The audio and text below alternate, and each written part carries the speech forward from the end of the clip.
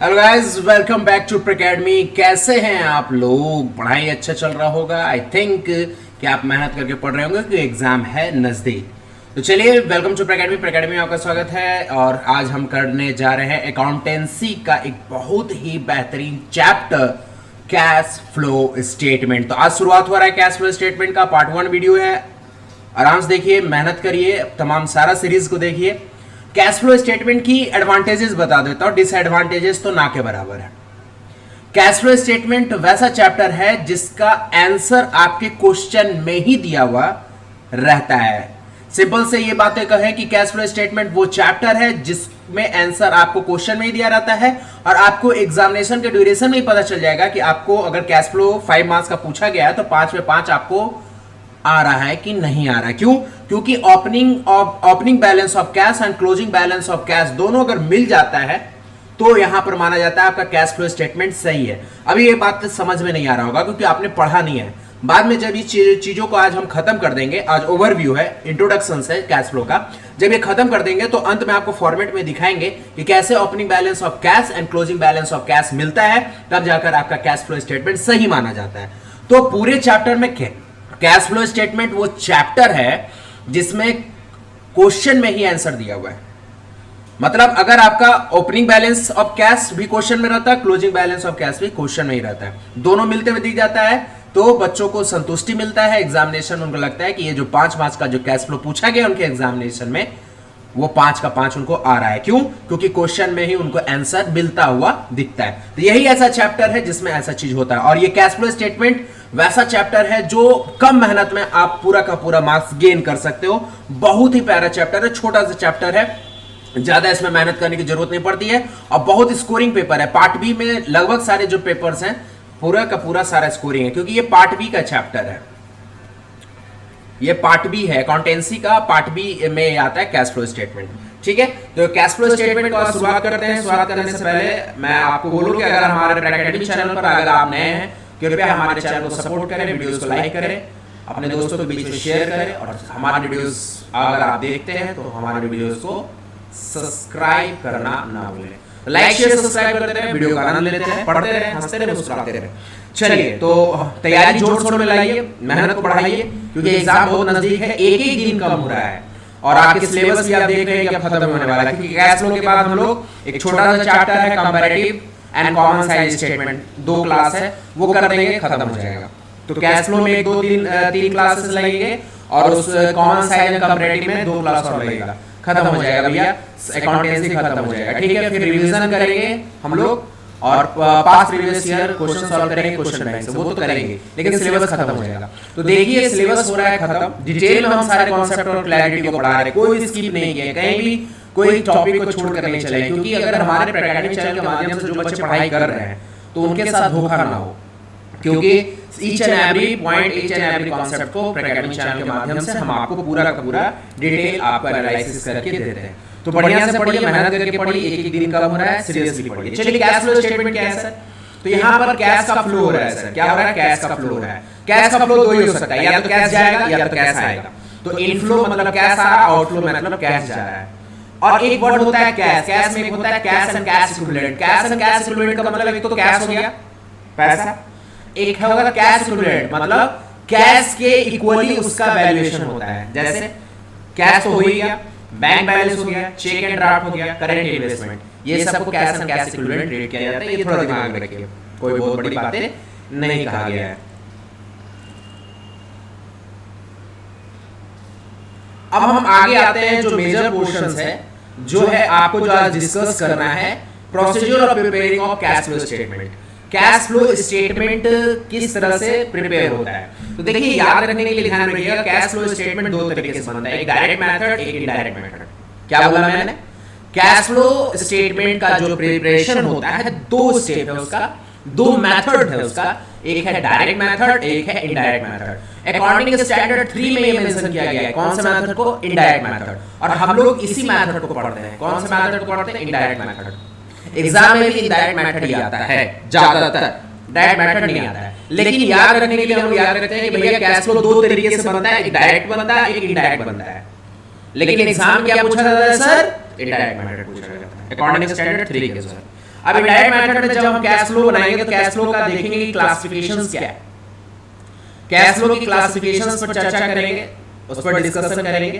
तो चलिए classification of cash flow. Cash flow का क्लासिफिकेशन 3 टाइप में है, 3 तरीके से करते हैं। एक होता है ऑपरेटिंग एक्टिविटी, एक होता है इन्वेस्टिंग एक्टिविटी और एक होता है फाइनेंसिंग एक्टिविटी। ध्यान से समझिएगा, ये क्लासिफिकेशन समझ गए तो आपको जो अब आने वाला जो फॉर्मेट बताएंगे ना वो पूरा का पूरा समझ में आ जाएगा। बहुत ही कम समय में हम लोग कैश फ्लो खत्म भी कर लेंगे। और ये आप विश्वास आप माने, एग्जाम में सीबीएसई की इतनी हैसियत नहीं होगी कि वो इससे हाई लेवल का क्वेश्चन पूछे और आपको एग्जाम में ना बने, ऐसा हो ही नहीं सकता है। इस चीजों को समझिए, देखिए बेसिक चीजों को हम समझा रहे हैं, बेसिक क्लियर हो गया। एग्जाम में कहीं से क्वेश्चन आएगा, बनना है बिल्कुल बनेगा। जब हम पास प्रीवियस ईयर क्वेश्चन जब कैश फ्लो का करेंगे तो आप देखिएगा सारा का सारा क्वेश्चन वहां पर भी बनेगा, एग्जाम में बनेगा। तो बस वही रिक्वेस्ट है, इसको ट्रिपल स्टार कर देते हैं। ट्रिपल स्टार मतलब ये बहुत इंपॉर्टेंट क्लासिफिकेशन है, बहुत प्रेम से सुनिएगा। बस इसमें यही समझना है कब पैसा आएगा कब पैसा जाएगा, बस इससे अलावा कोई काम ही नहीं करना है। फिर से मैं बता दूं, जो अभी हमने डिस्कस किया था procedure of preparing a cash flow statement, 2 method होता है कैश फ्लो बनाने का। पहला कौन था बताओ जल्दी से? पहला था डायरेक्ट मेथड, दूसरा था इनडायरेक्ट मेथड। हम इनडायरेक्ट मेथड से लेकर चलेंगे अकॉर्डिंग टू अकाउंटिंग स्टैंडर्ड 3 के रूल से। अब आगे जब हम पढ़ते हैं तो पढ़ते हैं कि कैश फ्लो कितने तरीके का होता है। तो कैश फ्लो 3 तरीके से होता है। The classification of cash flow is 3। First one is operating activity, second one is investing activity, third one is financing activity. Now focus on operating activities. Operating activities में फोकस कीजिए, इसको थोड़ा सा हम जूम कर देते हैं। आइए ऑपरेटिंग एक्टिविटीज को देखिए। ऑपरेटिंग एक्टिविटीज मतलब बिजनेस को ऑपरेट करने के लिए हम ये जो एक्टिविटी परफॉर्म करते हैं, तो इसमें कब मानेंगे कि कैश इनफ्लो होगा, कब मानेंगे कैश आउटफ्लो होगा, एकदम ध्यान से समझना। ट्रिपल स्टार किए हुए वेरी वेरी इंपॉर्टेंट। तो ऑपरेटिंग एक्टिविटीज में हमने लिखा है क्या सर? देखिए आप यहाँ पे मैंने लिखा है normal business operation. Normal business operation में आप देख लीजिए किस किस कंडीशन में कैश इनफ्लो होगा, किस किस कंडीशन में आउटफ्लो होगा। जाहिर सी बात है, आप सेल करोगे तो पैसा आएगा, इनफ्लो होगा। इनफ्लो का ये लिस्ट है। सेल करोगे पैसा आएगा, रॉयल्टी का पैसा आपको मिलेगा, कहीं से फीस आपको मिलेगा, कमीशन मिलेगा, यहां पर इनफ्लो ऑफ कैश हो रहा है। ठीक है। Cash receive from debtor, debtor से आप कैश लोगे तो ये भी रिसीव होगा। तो this all considered in a inflow of operating activities.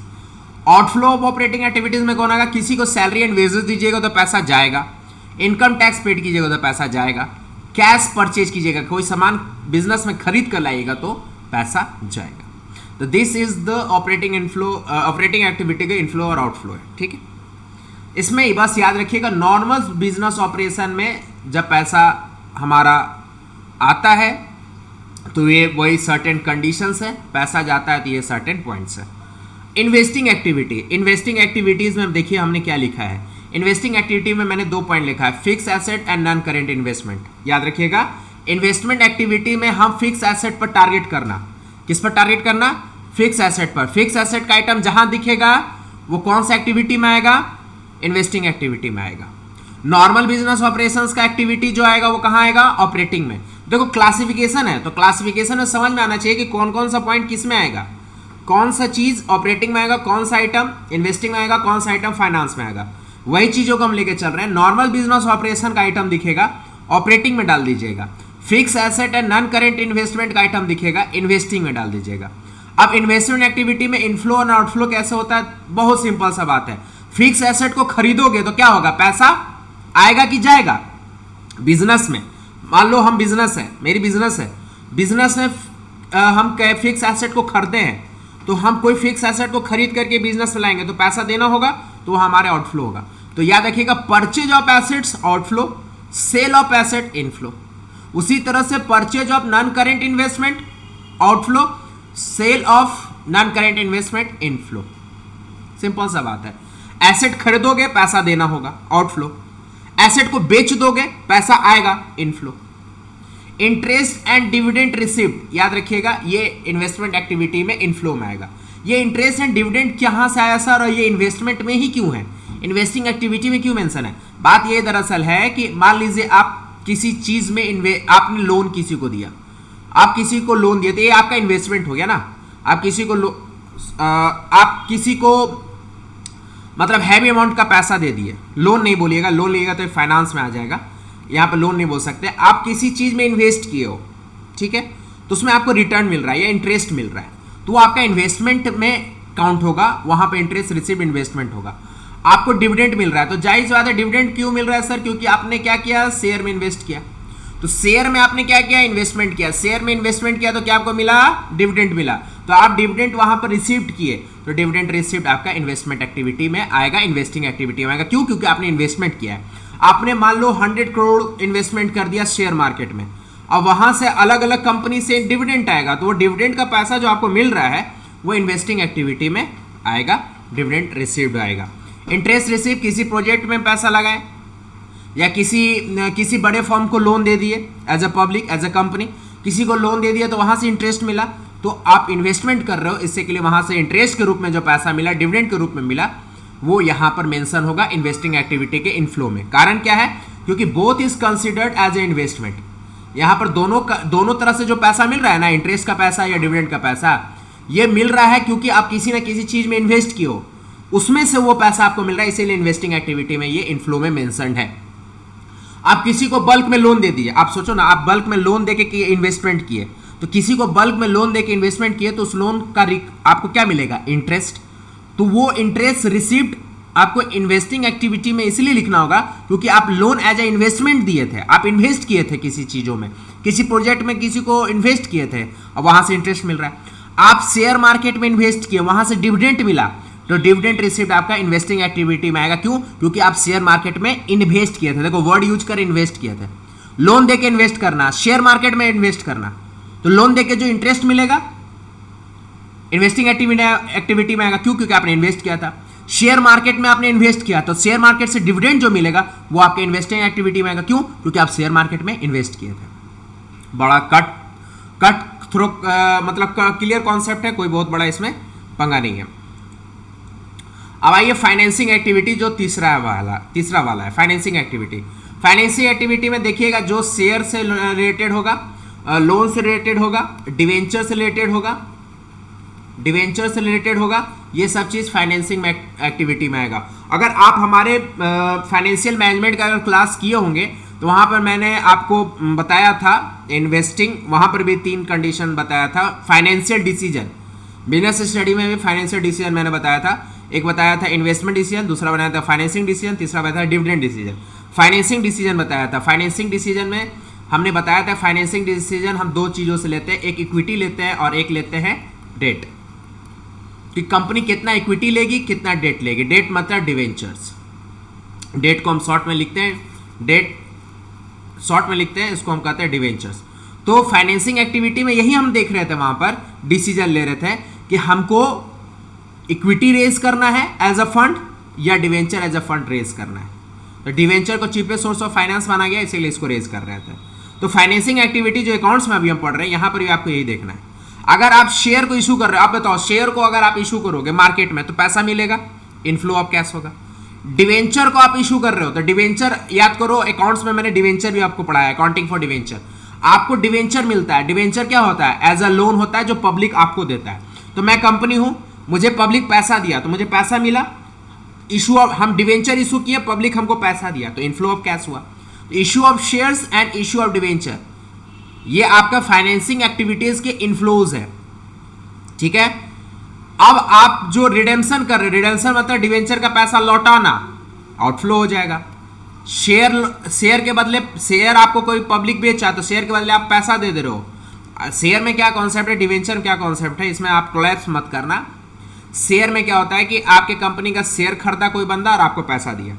Issue of share में क्या होता है, हम शेयर दिए और पैसा दिया, तो क्या होगा, जब वो शेयर बेचेगा तो मेरा शेयर वापस कर देगा। हम कंपनी है, मुझे कंपनी एज्यूम करना, तो मेरे कंपनी का शेयर खरीदा तो हमने शेयर दिया, हमको पैसा मिला। जब उसको मन किया कि नहीं आप अपना शेयर ले जाइए, हम बेच रहे हैं, तो वो हमको शेयर मेरा वापस करेगा, पैसा ले जाएगा। वही चीज यहाँ पर है रीपेमेंट ऑफ शेयर्स। तो रीपेमेंट ऑफ शेयर्स जब होगा मतलब पब्लिक हमको शेयर देगा और हम पब्लिक को पैसा देंगे, तो आउटफ्लो ऑफ कैश हो गया, मेरे कंपनी से पैसा बाहर चल गया। रिडेम्पशन और डिवेंचर, तो डिवेंचर क्या अभी बताए, पब्लिक पैसा देता है, हम डिवेंचर इशू करते हैं। अब पब्लिक बोलेगा कि भैया हम आपको डिवेंचर दिए थे, वापस कीजिए पैसा, तो डिवेंचर का सर्टिफिकेट हमको पकड़ा देगा और पैसा हमसे ले जाएगा, तो आउटफ्लो हो गया। तो और रिडेम्पशन और डिवेंचर्स को कहते हैं। Interest and dividend paid, financing activity. अच्छा, एक क्वेश्चन आपके दिमाग में आया होगा कि interest received and dividend received investment में आप लिखे हैं सर, लेकिन interest paid and dividend paid आप फाइनेंसिंग में लिखे, ऐसा क्यों जाती की है? Interest paid and dividend paid तो आप यहाँ पर भी लिख सकते थे इन्वेस्टिंग एक्टिविटी में, जब रिसीव्ड है तो पेड भी वहाँ आ सकता था। देखो कंडीशन क्या है, interest received and dividend received में हम पहले ही कह दिए वो इन्वेस्टमेंट के रूप में ट्रीट किया जा रहा है, इसके लिए रिसीव्ड इन्वेस्टमेंट एक्टिविटी में गया। लेकिन यहाँ पर जो इंटरेस्ट पेड है, इंटरेस्ट पेड क्या है? कंपनी ने लोन लिया, ध्यान से सुनिएगा, प्रैकेडमी कंपनी ने लोन लिया कहीं से, तो उसके बदले में इंटरेस्ट पेड कर रहा है। तो अभी जस्ट मैंने कहा फाइनेंसिंग एक्टिविटी में हम यही देखते हैं इक्विटी बढ़ाएं कि डेप्ट बढ़ाएं। तो आपने लोन लेकर क्या किया? डेप्ट को बढ़ाया। तो इक्विटी एंड डेप्ट कॉन्सेप्ट फाइनेंसिंग में आता है, इन्वेस्टिंग में नहीं आता। आप कहीं इन्वेस्ट थोड़ी कर रहे हो, आप लोन लियो इन्वेस्ट थोड़ी कर रहे हो, आप लोन लियो काम करने के लिए। आप लोन लियो काम करने के लिए, ठीक है किसी प्रोजेक्ट में इन्वेस्ट ही करोगे, लेकिन इसको इन्वेस्टिंग नहीं कहेंगे। आप जो लोन लेकर जो बिजनेस को बढ़ा रहे हो, आगे ले जा रहे हो, उसके लिए इंटरेस्ट पे कर रहे हो, आप कहीं इन्वेस्टमेंट नहीं कर रहे हो। तो आप प्रैकेडमी कंपनी हो, प्रैकेडमी कंपनी लोन लेती है, तो लोन के अगेंस्ट में जब इंटरेस्ट पेड करती है तो this is comes under financing activity. इसीलिए कह रहे क्लियर कॉन्सेप्ट होना चाहिए कि कौन सा आइटम ऑपरेटिंग में जाएगा, कौन सा आइटम इन्वेस्टमेंट में जाएगा, कौन सा आइटम फाइनेंसिंग में जाएगा। इसके लिए ये थोड़ा चार्ट बनाया है, सिंपल सा चार्ट बनाया है, जिससे आप ये समझ में आ जाओ कि कौन आइटम ऑपरेटिंग का है, इन्वेस्टिंग का है, फाइनेंसिंग का। ये क्लियर, तो फिर अभी जो फॉर्मेट बताएंगे कैश फ्लो का अकॉर्डिंग स्टैंडर्ड 3 के फॉर्मेट पर, वो आसानी से समझ में आएगा, कोई बड़ा रोल ही नहीं है उसका। इससे के लिए क्लासिफिकेशंस में समय दीजिए, यहां समझ गए मतलब फॉर्मेट समझ में आ गया। डिविडेंड पेड कर रहा है, प्रैकेडमी कंपनी का शेयर बिका, प्रैकेडमी कंपनी का शेयर बिका, प्रैकेडमी कंपनी अनाउंस किया कि हम अपने शेयर होल्डर को डिविडेंड देंगे। तो भैया एक बात बताओ, तुम अपने शेयर होल्डर को डिविडेंड दोगे, कोई भी कंपनी डिविडेंड देगी, प्रैकेडमी कंपनी डिविडेंड देगी, तो डिविडेंड एज अ प्रॉफिट पैसा बाहर जाएगा, शेयर होल्डर को देंगे, तो सीधा सी बात है। तो interest paid and dividend paid याद रखिएगा, इसमें कंफ्यूजन होता है बच्चों को, इससे के लिए यहां पर स्टार मार्किंग कर देते हैं। Interest paid and dividend paid comes under financing activity, but interest received and dividend received comes under investing activity.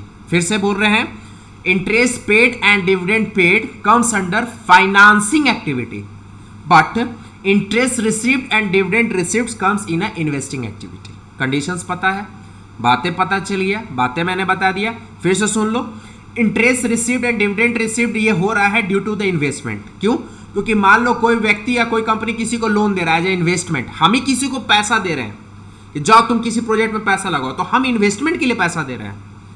हम एज ए प्रैकेडमी कंपनी मान लीजिए लोन किसी को दे रहे हैं, तो इन्वेस्टमेंट के लिए लोन दे रहे हैं। अब वो लोन पर हमको जो इंटरेस्ट मिलेगा वो इन्वेस्टिंग एक्टिविटी में आएगा। क्यों? क्योंकि मेरा नेचर इन्वेस्टमेंट का है, ठीक है।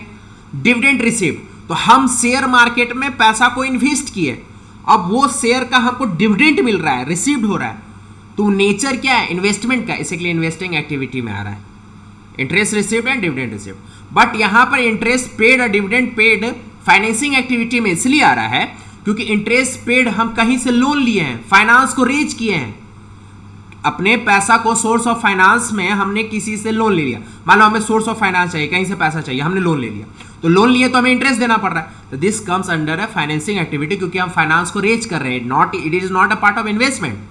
डिविडेंड पेड, मेरी कंपनी शेयर होल्डर को डिविडेंड दे रही है, this is part of finance, this is the part of financing activity, this is the nature of finance, इसके लिए डिविडेंड पेड आपके फाइनेंसिंग एक्टिविटी में आएगा। तो बढ़िया से इस चार्ट को देख लीजिए, inflow and outflow, investing activity का इनफ्लो एंड फाइनेंसिंग एक्टिविटी का इनफ्लो एंड आउटफ्लो तो सामने सामने आपको दिख ही रहा है, और ऑपरेटिंग एक्टिविटी के इनफ्लो एंड आउटफ्लो तो आपको बता ही दिया।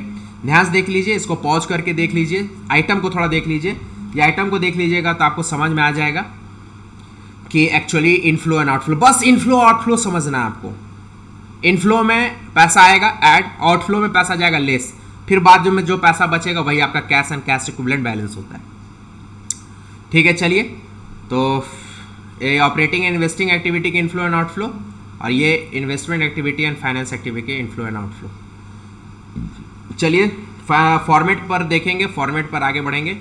आइए धीरे धीरे हम फॉर्मेट को समझें, format of cash flow statement.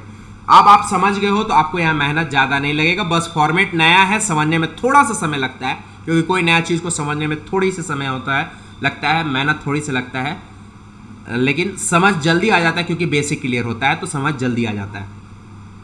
बस याद रखिएगा कैश फ्लो स्टेटमेंट ही वैसा चैप्टर है भैया जिसमें क्वेश्चन में ही आंसर रहता है। मतलब कैश फ्लो स्टेटमेंट एग्जाम में जब आता है तो बच्चे का चेहरा खुशी से उठ जाता है, मुस्कुरा जाता है, इसलिए क्योंकि क्वेश्चन में ही आंसर रहता है। ओपनिंग बैलेंस और क्लोजिंग बैलेंस दोनों जब मिल जाता है तो आदमी को राहत मिलता है। जैसे बैलेंस शीट में राहत मिलता है ना, जब आपका capital and liability total and asset का टोटल दोनों नीचे नीचे मिल जाता है, नीचे दोनों का टोटल मिल जाता है, तो आपको राहत मिलता है कि अरे बैलेंस शीट मेरा बन गया, लगता है एक विक्ट्री साइन आपके चेहरे पर नजर आता है। उसी तरह से कैश फ्लो में भी opening balance of cash and closing balance of cash मिल जाता है, तो विक्ट्री साइन मिलता है, मतलब हमारा कैश फ्लो स्टेटमेंट सही हो गया। और ये 5 मार्क्स में आएगा, पक्का आएगा। ये ऐसा चैप्टर है जिसमें सीबीएसई भूल कर भी एग्जाम में भूल नहीं करता है पूछने का, मतलब सीबीएसई इससे क्वेश्चन पूछेगा ही पूछेगा, गारंटी है। और फॉर्मेट यही रहेगा, ये फॉर्मेट है आपका अकाउंटिंग स्टैंडर्ड 3 इनडायरेक्ट मेथड का, ये इनडायरेक्ट मेथड का है, ये फॉर्मेट है आपका कैश फ्लो स्टेटमेंट का। तो चलिए स्टार्ट करते हैं ऑपरेटिंग एक्टिविटी। यहां पर पहले लिखेंगे net profit before tax, net profit before tax, tax नहीं दिया, उसके बाद टैक्स देने से पहले का ये प्रॉफिट है। इसमें कुछ एडजस्टमेंट करते हैं, ध्यान से देखिएगा, इसमें कुछ एडजस्टमेंट करते हैं, adjustment for non cash non operating items. इसमें क्या करेंगे, non cash and non operating, जैसे डिवेंचर वेंचर हो गया, ये सब चीजें।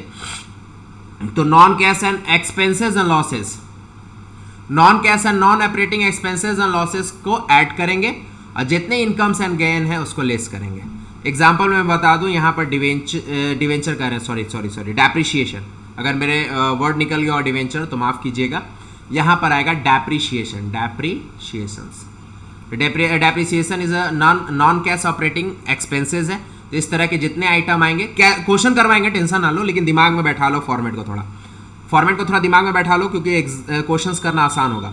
और ये जो सेशन है ना, पार्ट 1 पार्ट 2 जो वीडियो आएगा वो हम स्पेशली कराएंगे ऑपरेटिंग एक्टिविटी का कैश फ्लो। फिर नेक्स्ट वीडियो जाएगा वो फाइनेंसिंग एक्टिविटी का हम करवाएंगे, नेक्स्ट वीडियो जाएगा इन्वेस्टिंग एक्टिविटी का कराएंगे। फाइनेंसिंग पहले बोल दिए, सीरीज रहेगा, ऑपरेटिंग पहले करवाएंगे, नेक्स्ट वीडियो जो आएगा ऑपरेटिंग आएगा, दूसरा वीडियो जो आएगा इन्वेस्टिंग आएगा, तीसरा वीडियो जो आएगा फाइनेंसिंग आएगा। मतलब ऑपरेटिंग, इन्वेस्टिंग एंड फाइनेंसिंग तीनों का अलग अलग आपको हम कैश फ्लो बनवा देंगे। फिर जब खत्म हो जाएगा ऑपरेटिंग, इन्वेस्टिंग और फाइनेंस, तो फाइनल इसी फॉर्मेट में क्वेश्चन करवा देंगे कंप्लीट, जिसमें ऑपरेटिंग भी होगा, इन्वेस्टिंग भी होगा, फाइनेंसिंग भी होगा। इससे के लिए इस फॉर्मेट को अच्छे से देख लीजिए। तो याद रखिएगा, ऐड करेंगे क्या, non cash and non operating expenses and losses को, और लेस करेंगे non cash and non operating income and gains को। उसके बाद एडजस्टमेंट करने के बाद ये पॉजिटिव है, निगेटिव है, माइनस करने के बाद जो फिगर आएगा ये दोनों को आपस में ऐड करेंगे। यहाँ पर जो फिगर आएगा उसको लिखेंगे operating profit before working capital changes. क्या लिखेंगे, operating profit before working capital changes, working capital changes. अब ये जो है ऐड लेस, ये वर्किंग कैपिटल चेंज हुआ है, इसी के लिए यहाँ पर लिखा हुआ है वर्किंग कैपिटल का ये चेंज हो रहा है, इसलिए लिखा है कि ये ऑपरेटिंग प्रॉफिट वो है जो वर्किंग कैपिटल चेंज होने से पहले का है। देखो बिफोर लिखा हुआ है, तो operating profit before working capital changes, मतलब ये जो प्रॉफिट है, ये प्रॉफिट आया है operating profit before working capital changes. अब चलिए वर्किंग कैपिटल चेंजेस समझिएगा। तो वर्किंग कैपिटल चेंजेस में एक बात याद रखिएगा, करेंट लायबिलिटी जो है वो उसका फंडा एकदम क्लियर है। करेंट लायबिलिटी सिंपल सा ये याद रखिए कि जब वो इंक्रीज होगा, मतलब सीधा सीधा हिसाब किताब है, करेंट लायबिलिटी जब इंक्रीज होगा तो ऐड होगा, करेंट लायबिलिटी जब डिक्रीज होगा तो लेस होगा। जो ये करेंट लायबिलिटी के साथ ये सिस्टम है, तो करेंट एसेट्स का तो उल्टा हो जाएगा, तो जब डिक्रीज होगा करेंट एसेट तो ऐड होगा, इंक्रीज होगा करेंट एसेट तो लेस होगा। अब इसके अनुसार से आप देख लीजिएगा, जो करेंट लायबिलिटी, मतलब सिंपल सा बात है, करेंट लायबिलिटी का कॉन्सेप्ट सीधा सीधा है, करेंट लायबिलिटी बढ़ेगा तो ऐड होगा, करेंट लायबिलिटी घटेगा तो लेस होगा, ठीक है। अब इसके उल्टा कर दो करेंट एसेट्स का, तो इंक्रीज इन करेंट लायबिलिटी था तो ऐड हो रहा था, लेकिन करेंट एसेट में क्या होगा, डिक्रीज इन करेंट एसेट होगा तो ऐड होगा। करेंट लायबिलिटी में क्या हो रहा था, डिक्रीज हो रहा था करेंट लायबिलिटी तो लेस हो रहा था। करेंट एसेट में उल्टा हो जाएगा, इंक्रीज होगा करेंट एसेट तो लेस होगा। अब इसके एडजस्टमेंट करके यहाँ पर ले आएंगे, फिर लिखेंगे cash generated from operations. Adjustment करके जब यहाँ पर जो फिगर आएगा वो आपका आएगा कैश जनरेटेड फ्रॉम ऑपरेशंस, ठीक है, कैश जनरेटेड फ्रॉम ऑपरेशंस। और यहाँ पर फिर लेस करेंगे income tax paid, income tax paid करेंगे, इनकम टैक्स यहीं पर करना है। देखो याद रखना, ऑपरेटिंग एक्टिविटी अगर संभाल ली है तो समझो कैश फ्लो पूरा का पूरा बन गया। सिर्फ ऑपरेटिंग एक्टिविटी में थोड़ा मेहनत लगता है, सिर्फ ऑपरेटिंग एक्टिविटी में मेहनत लगता है, बाकी कोई एक्टिविटी में उतना मेहनत नहीं लगता है। ऑपरेटिंग एक्टिविटी शुरुआत में आता है, इसको जो संभाल लिया हो गया काम खत्म, फिर कैश फ्लो में दम ही नहीं रहेगा।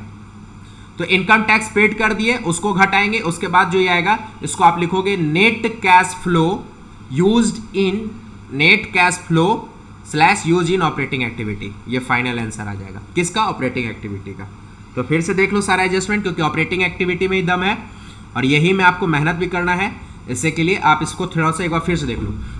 पहला हेडिंग क्या आ जाएगा, cash flow from operating activity, फिर आप लिखोगे नेट प्रॉफिट बिफोर टैक्स, यहाँ पर लिख दोगे नेट प्रॉफिट बिफोर टैक्स। फिर उसके बाद एडजस्टमेंट करोगे, एडजस्टमेंट में क्या करोगे, जो नॉन कैश है नॉन ऑपरेटिंग एक्सपेंसेस उसको ऐड करेंगे, फिर नॉन कैश है नॉन ऑपरेटिंग इनकम या गेन होगा उसको लेस करेंगे। उसके बाद एडजस्टमेंट करने के बाद जो हमारा आंसर आएगा वो होगा operating profit before, operating profit before working capital changes, ठीक है, वो आ जाएगा। फिर वर्किंग कैपिटल चेंजेस का करेंगे, चेंजेस मतलब ऐड लेस इंक्रीज डिक्रीज। तो याद रखिएगा करंट लायबिलिटी में पूरा हिसाब किताब सही सही है। Increase in current liability add, decrease in current liability less, increase in current asset less, decrease in current asset add, ठीक है। तो करंट लायबिलिटी आप याद रखो ना, करंट एसेट तो अपने आप याद हो जाएगा। Current liability increase add, current liability decrease less, current asset उल्टा कर देना। फिर उसके बाद एडजस्टमेंट करने के बाद जो ये प्रॉफिट आएगा ये आएगा कैश जनरेटेड फ्रॉम ऑपरेशन। क्या आएगा, कैश जनरेटेड फ्रॉम ऑपरेशन। इसमें से आप इनकम टैक्स माइनस कर देना, इनकम टैक्स क्वेश्चन में दिया रहेगा तो माइनस करेंगे, नहीं दिया होगा तो नहीं करेंगे। इनकम टैक्स माइनस कर देना, उसके बाद आएगा नेट कैश फ्लो या यूज्ड इन ऑपरेटिंग एक्टिविटीज, ठीक है। ऑपरेटिंग एक्टिविटीज हो गया। अब देखिए फटाफट कैसे हो जाएगा, इन्वेस्टमेंट एक्टिविटीज आपको तुरंत समझ में आ जाएगा। इन्वेस्टमेंट एक्टिविटी में इनफ्लो एंड आउटफ्लो हम बताए थे ना, क्या बताए थे, जो भी चीज खरीद रहे हो तो वो क्या हो जाएगा, जल्दी बताओ, जो चीज आप खरीद रहे हो तो वो क्या होगा आपका, एक मिनट यहां पर फॉर्मेट थोड़ा सा उल्टा बन गया है,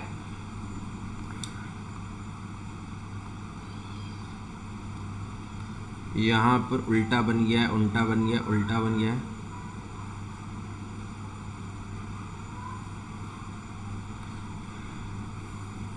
उल्टा ये बना है सर, क्योंकि आप जो चीज खरीद रहे हो तो आपका पैसा क्या होगा, एसेट्स को खरीद रहे हो तो पैसा क्या होगा, बाहर जाएगा, आउटफ्लो होगा। ये सब आपके आउटफ्लो हैं।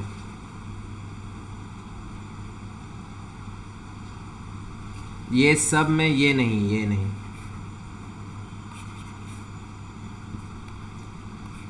ये आपके क्या है, आउटफ्लोज हैं और ये आपके इनफ्लो हैं। तो इनफ्लो तो आउटफ्लो वाला को लेस कर दीजिए, इनफ्लो वाला को ऐड कर दीजिए, उसके बाद जो फाइनल आएगा वो आएगा net cash flow use in investing activity. कहना ये क्या चाह रहे हैं कि परचेज ऑफ एसेट्स हुआ है, इन्वेस्टिंग एक्टिविटी में हमने क्या बोला था, fix asset and non current investment, इसको सिर्फ देखना है। अगर फिक्स एसेट परचेज हो रहा है तो आउटफ्लो होगा, सेल हो रहा है इनफ्लो होगा। नॉन करेंट इन्वेस्टमेंट परचेज हो रहा है तो आउटफ्लो होगा, सेल हो रहा है तो इनफ्लो होगा। तो सीधा सा होता आउटफ्लो है तो कैश गया, इससे के लिए माइनस कर दिया, इनफ्लो में इतना आइटम कैश आया इसलिए पॉजिटिव रखे। ये सब का एडजस्टमेंट करके यहाँ पर फाइनल लिखेंगे। फाइनल लिखने के बाद ये आएगा नेट कैश फ्लो या यूज्ड इन इन्वेस्टमेंट एक्टिविटीज। देख लीजिए एकदम सिंपल है, इसीलिए बोले ऑपरेटिंग एक्टिविटी में मेहनत है, इन्वेस्टिंग में कोई मेहनत नहीं है। इन्वेस्टिंग एक्टिविटी में बस देख लीजिए जो फिक्स एसेट आप खरीद के ला रहे हैं तो उसमें आपको कैश यूज हो गया है, कैश आपको देना पड़ रहा है तो लेस कर दीजिएगा। और अगर आप कोई एसेट्स को बेच रहे हैं तो बेचने में पैसा आ रहा है तो उसको ऐड कर दीजिएगा। मतलब यहां पर जितने चीजें हैं जैसे सेल है वो ऐड हो जाएगा, dividend received, interest receive add हो जाएगा, परचेज ऑफ एसेट लेस हो जाएगा और purchase of non current investment less हो जाएगा। लेस का तो यहाँ सिंबल दे दिया, एडजस्ट होकर आ जाएगा, ठीक है। अब आइए फाइनेंसिंग एक्टिविटी में, कैश फ्रॉम फाइनेंसिंग एक्टिविटी। यहाँ पर वही बात है भैया, अगर आप शेयर इशू कर रहे हैं पैसा आ रहा है, आप डिवेंचर इशू कर रहे हैं पैसा आ रहा है, रिडेम्पशन कर रहे हैं पैसा जा रहा है, इंटरेस्ट एंड डिविडेंड पेड कर रहे हैं पैसा जा रहा है, रिडेम्पशन ऑफ शेयर कर रहे हैं, पैसा जा रहा है, ये सब का एडजस्ट करके आप फाइनल लिखिएगा तो यहाँ पर आ जाएगा cash flow in financing activity. ये आपका हो गया इनफ्लो, ये आपका हो गया आउटफ्लो। इसलिए बोले क्लासिफिकेशन जो समझ गया, फॉर्मेट समझना बड़ा आसान हो जाएगा। फिर आपको क्या करना, बस यहाँ पर थोड़ा सा ध्यान दीजिएगा, यहाँ पर मेहनत करना क्या है आपको, जो यहाँ पर ए में जो था आपका ऑपरेटिंग एक्टिविटी, जो फाइनल आंसर आया था ए में आपका ऑपरेटिंग एक्टिविटी, बी में इन्वेस्टमेंट एक्टिविटी, सी में आपका फाइनेंसिंग एक्टिविटी, जो फाइनल आया था उसको आप जोड़ दीजिएगा। तो यहाँ पर जोड़ करके आपको ये ले आना है, यहाँ पर इस फिगर को जोड़ करके लाना है। और फिर ये जो cash and cash equivalent beginning of the year है, मतलब ओपनिंग बैलेंस ऑफ कैश, उसमें से इस वाले को ए प्लस बी प्लस सी जो ये आइटम है और ये आइटम है, दोनों को जोड़ देना है। क्या करना है, ऐड कर देना है। पहले क्या करना है, ए का फाइनल, ऑपरेटिंग का फाइनल, बी का फाइनल, इन्वेस्टिंग का फाइनल, सी का फाइनल, फाइनेंस का फाइनल, तीनों को जोड़ करके यहाँ ले आना है। इसमें से ऐड कर देना किसको, cash and cash equivalent in the beginning of the year, मतलब ओपनिंग बैलेंस ऑफ कैश को। ये दोनों को ऐड करके जो ये आएगा आपका फिगर, ये आपका होगा cash and cash equivalent at the end of the year. इससे मिल जाना चाहिए, ठीक है। तो यही हम कह रहे थे कि ओपनिंग बैलेंस और क्लोजिंग बैलेंस दोनों सामने सामने जब मिल जाएगा तो आपका कैश फ्लो स्टेटमेंट सही हो जाएगा। जैसे एग्जांपल में दे देते हैं, आपको नहीं समझ में आ रहा होगा आई थिंक। जैसे मान लो ए प्लस बी प्लस सी जोड़ करके 1000 आया, ठीक है। Cash and cash equivalent beginning था 200 मान लो, और यहाँ पर cash and cash equivalent at the end जो क्वेश्चन में दिया हुआ था वो दिया हुआ था 1200।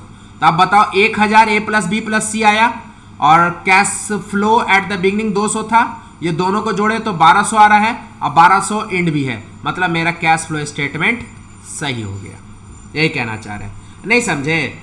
ओपनिंग बैलेंस जो कैश का था वो था 200 क्वेश्चन में ही, क्लोजिंग बैलेंस जो कैश का था वो 1200। अब हमको ये कैश फ्लो स्टेटमेंट बना करके दिखाना था कि ये 1200 अंत में आता है कि नहीं आता है। तो ए प्लस बी प्लस सी जो हम जोड़े वो 1000 आ गया, ओपनिंग बैलेंस 200 था ही, दोनों को जोड़े तो 1200 आ गया, सही हो गया मेरा, ठीक है। यही आपका कैश फ्लो स्टेटमेंट है, यही कैश फ्लो का पूरा फॉर्मेट है। और यही आपको सीधा सा बात है, क्लोजिंग बैलेंस 1200 और ओपनिंग बैलेंस 200, ये दोनों क्वेश्चन में दिया रहेगा। आपको ए प्लस बी प्लस सी सही लाना है। जब ए प्लस बी प्लस सी सही लाइएगा, मान लीजिए 1000 यहाँ पर एग्जाम्पल में लिए कि 1000 आ गया, उसको आप ओपनिंग बैलेंस में जोड़िएगा, 1200 आ जाएगा, मतलब क्लोजिंग बैलेंस से मिल जाएगा, कैश फ्लो स्टेटमेंट सही आ जाएगा। और ए प्लस बी प्लस सी क्या है, टोटल है। चलिए दिखाते हैं आपको टोटल। जैसे ये जो आपका आया था ऑपरेटिंग एक्टिविटीज़ का, ये ए जो था यही है, यही चीज़ को आपको लेकर आना, ये ए वाला हो गया। ये net cash flow use in investing activity, ये बी वाला हो गया फाइनल। और ये जो आपका cash flow use in finance था, ये सी वाला हो गया। यही ए प्लस बी प्लस सी को जोड़ करके यहाँ पर लाना है और ओपनिंग बैलेंस ऑफ कैश में जोड़ देना है। जोड़ने के बाद अगर क्लोजिंग बैलेंस ऑफ कैश आ गया, समझिए आपका फॉर्मेट सही हो गया और आपका कैश फ्लो स्टेटमेंट सही हो गया। समझ में आया?